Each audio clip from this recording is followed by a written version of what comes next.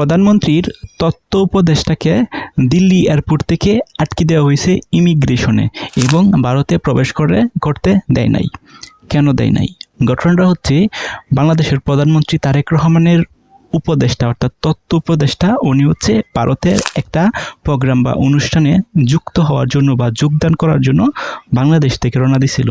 কিন্তু বাংলাদেশ থেকে রওনা দেওয়ার পর যে সময় দিল্লি এয়ারপোর্টে উনি যায় পৌঁছায় তখন ইমিগ্রেশনে কিছু জটিলতার কারণে ওনাকে ভারতে প্রবেশ করতে দেয় নাই এবং এক পর্যায়ে এই দিল্লি এয়ারপোর্ট থেকে উনি বাংলাদেশে ব্রেক করে চলে আসছে।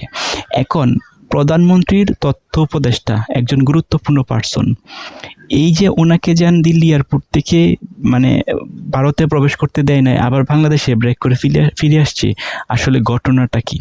এই যে ঘটনাটা এটার কিন্তু বিস্তারিত তথ্য এখন পর্যন্ত কোনো মিডিয়া জানতে পারে নাই এবং মিডিয়াতে কিন্তু এখনো আসে নাই প্রপারলি ভাবে।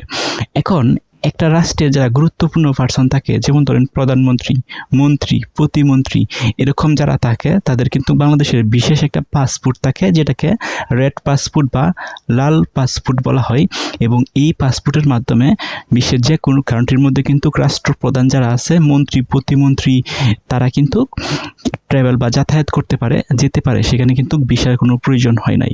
এখন প্রধানমন্ত্রী যেন এই যে তথ্য উপদেষ্টা আছে, ওনার কি লাল পাসপোর্ট ছিল? যদি লাল পাসপোর্ট থাকতো তাহলে তো ভিসার কোনো প্রয়োজন নাই, উনি যাইতে পারতো ভারতে এবং প্রপারভাবে অনুষ্ঠানটার মধ্যে যোগ দিতে পারতো। কিন্তু আরেকটা বিষয় এখানে থাকতে পারে, সেটা হচ্ছে হয়তোবা ওনার লাল পাসপোর্ট নাই, অন্য কোনো ভিসাজনিত কারণে হয়তোবা ইমিগ্রেশনে কিন্তু আটকে দেওয়া হয়েছে। এখন এই যে প্রধানমন্ত্রী যেন তথ্য উপদেষ্টা, উনি কিন্তু একজন হাই স্ট্যাটাস পার্সন। আমরা যদি একটু চিন্তা করে দেখি তাহলে এরকম হাই স্ট্যাটাস পার্সন যদি অন্য দেশের সফরে যায়, সেখানে কিন্তু ওই দেশের বা রাষ্ট্রপ্রধান বা প্রশাসন থেকে ওনাকে সিকিউরিটি বা প্রোটোকল দেওয়ার উচিত, কিন্তু সেখানে প্রোটোকল না দিয়ে ওনাকে ভারতে প্রবেশ করতে ভারতে প্রবেশ করার জন্যই দিছে না। সো এই যে ইন্টারনাল যে প্রসেসটা হয়েছে দিল্লি এয়ারপোর্টে, এটা কিন্তু আসলে ওনাকে কি অপমান করা হয়েছে কিনা বা ওনার সাথে কি খারাপ ব্যবহার করা হয়েছে কিনা, এইরকম তথ্য এখন পর্যন্ত নিশ্চিতভাবে কোনো কিছু জানা যায়নি।